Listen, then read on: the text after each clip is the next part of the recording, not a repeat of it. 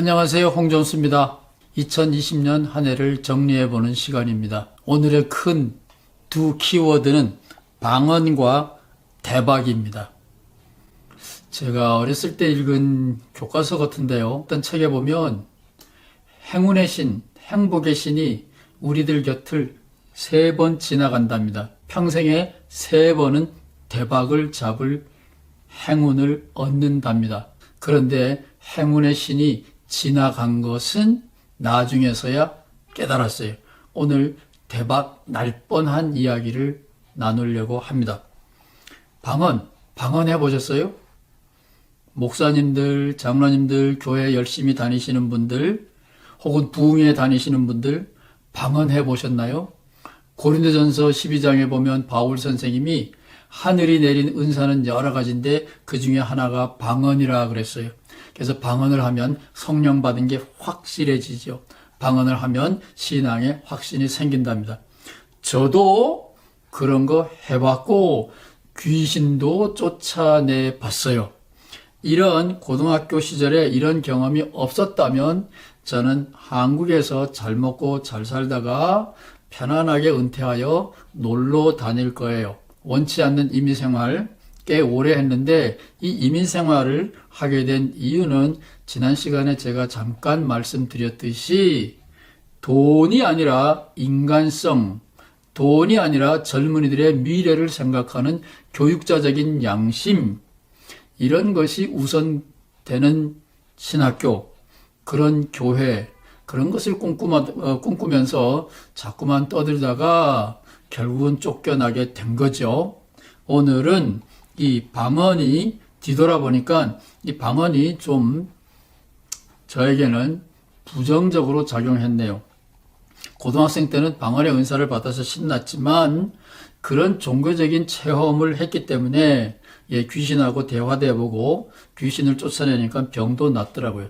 그래서 교수 시절에 어떤 부흥사 대표가 저에게 찾아왔어요.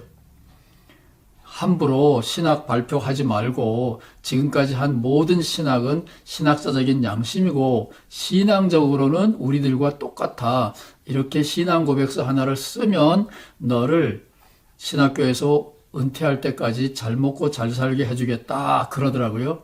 그래서 저는 갈멜산 상에서 바알 사제와 대결했던 엘리야처럼 한강 백사장에서 부흥사들 집단 너희들과 신학자인 내가 제단을 쌓고 혹은 한강 위를 건너가는 내기를 하든지 엘리야처럼 많은 사람들 앞에서 대결을 해서 누구의 하나님이 응답하는지 내기를 하자 그랬어요. 제가 방언을 해봤걸랑요. 귀신을 만나서 대화도 해보고 쫓아내 봤걸랑요. 그 추억을 생각하면서 부흥사들의 신앙, 나도 그런 거 다 할 수 있어.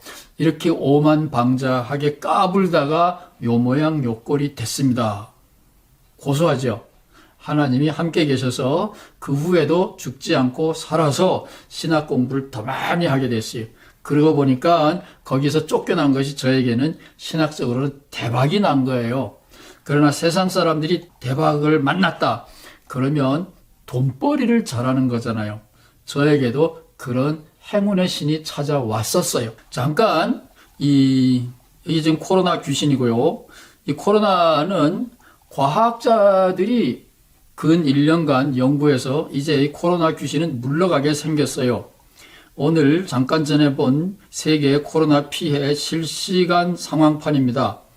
한국 날짜로 2020년 12월 27일 오전 12시, 난 12시쯤에 일어난 건데 전 세계에 이게 얼마예요? 만, 10만, 100만, 1000만, 8천만 정도의 확진자가 전 세계적으로 있고 170만, 거의 200만 가까이 사망자가 생겼네요. 그건 뭐 남의 문제고 대한민국에는 사망자가 미안합니다. 아직 1000명이 안 돼요. 800명이 지났네요.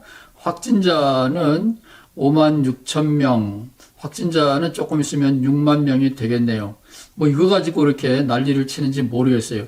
제가 살고 있는 미국은 사망자가 33만 명 넘어섰습니다. 확진자는 120만 명입니다. 미국과 한국은 인구 비율로 따지면 7배 정도로 계산하면 됩니다.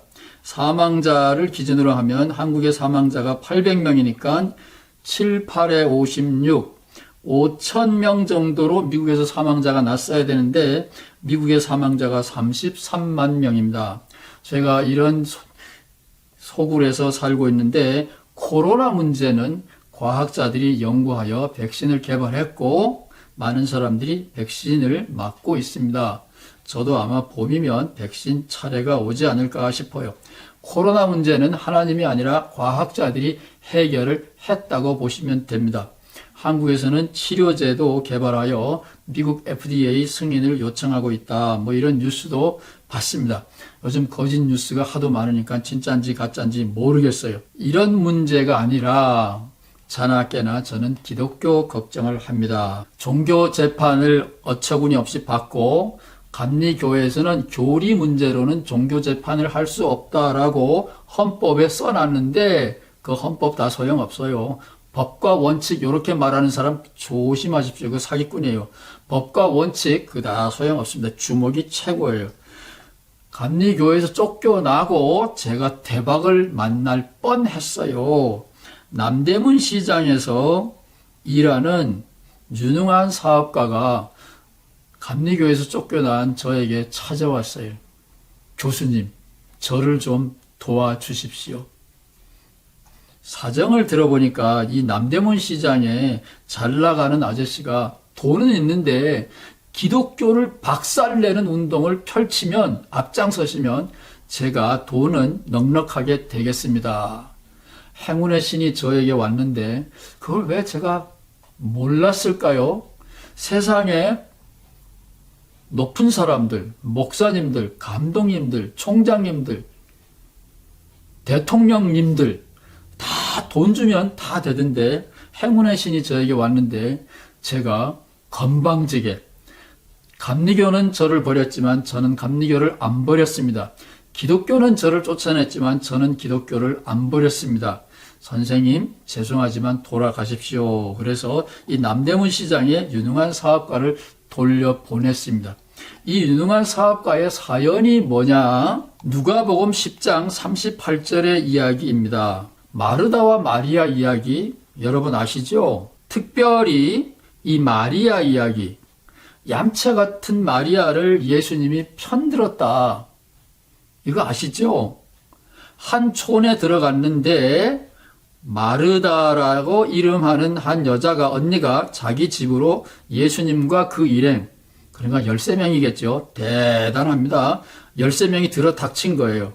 그에게 그래서 그 초대한 그 마르다가 준비하느라고 정신이 없는데 그 동생 마리아는 예수님 발 앞에 이러고 앉아가지고 남자들 틈에 끼어가지고 예수님 얘기만 듣고 있는 거예요. 그 13명 점심 준비는 누가 해요? 마르다는 준비하는 일이 많아 마음이 분주한지라 예수님께 청했어요. 선생님, 내 동생 마리아 보고 잠깐 부엌 일 좀 도와주라고 하면 안 돼요? 예수님이 대답했어요. 가라사대 마르다야 마르다야 왜 많은 일로 염려하고 그러느냐? 근심 걱정은 요 몇 가지만은 사실은 없는 거예요. 잘못 번역이 된 겁니다. 한 가지만 걱정하면 족하지. 왜 이렇게 많은 걱정을 하냐? 13명이 왔지만 냉수만 주면 돼. 무슨 점심 준비냐?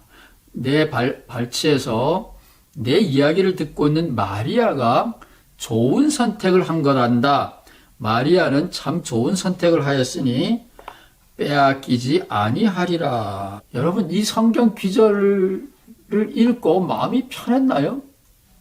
저는 원수는 사랑해도 성경에 얌체를 사랑하라, 얌체를 도와주라.